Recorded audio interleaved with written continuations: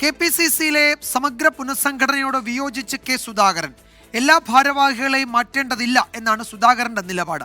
പുനഃസംഘടനയെപ്പറ്റി അഭിപ്രായം ചോദിച്ചാൽ പറയുമെന്ന് കെ മുരളീധരനും KPCC ഭാരവാഹി യോഗത്തിൽ പറഞ്ഞു.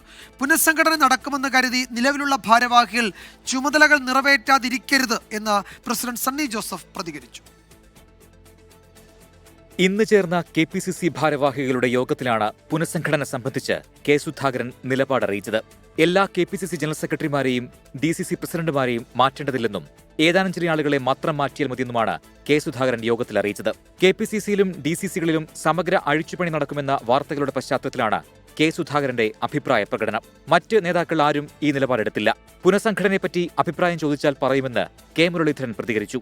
പുനഃസംഘടന നടക്കുമെന്ന ധാരണയിൽ നിലവിലുള്ള ഭാരവാഹികൾ ചുമതലകൾ നിറവേറ്റാതിരിക്കരുതെന്ന് KPCC അധ്യക്ഷൻ സണ്ണി ജോസഫ് നിർദ്ദേശിച്ചു. പുനഃസംഘടന ചർച്ചയായതോടെ പല DCCകളും നിർജ്ജീവമാണെന്ന് പരാതികളുണ്ട്. ഈ പശ്ചാത്തലത്തിലാണ് സണ്ണി ജോസഫിന്റെ നിർദ്ദേശം. സമഗ്ര പുനഃസംഘടനയ്ക്കെതിരെ കെ സുധാകരൻ പ്രകടിപ്പിച്ചത് പാർട്ടിയിലെ ഒരു വിഭാഗത്തിന്റെ നിലപാടെന്നാണ് സൂചന. പുനഃസംഘടന നടന്നാൽ ഒപ്പം നിൽക്കുന്ന ചില നേതാക്കൾക്ക് സ്ഥാനനഷ്ടം സംഭവിക്കും. ഇത് മനസ്സിലാക്കിയുള്ള പ്രതിരോധമാണ് സുധാകരനിൽ നിന്ന് ഉണ്ടായത്. 10 DCC അധ്യക്ഷന്മാരെങ്കിലും മാറ്റണമെന്ന ആവശ്യം AICC നേതൃത്വത്തിന് മുന്നിലുണ്ട്. വിദേശ പര്യടനം കഴിഞ്ഞ് KC വേണുഗോപാൽ തിരിച്ചെത്തുന്നതോടെ പുനഃസംഘടനയിൽ അന്തിമ ധാരണ ഉണ്ടാവുകയുള്ളൂ. 24 തിരുവനന്തപുരം.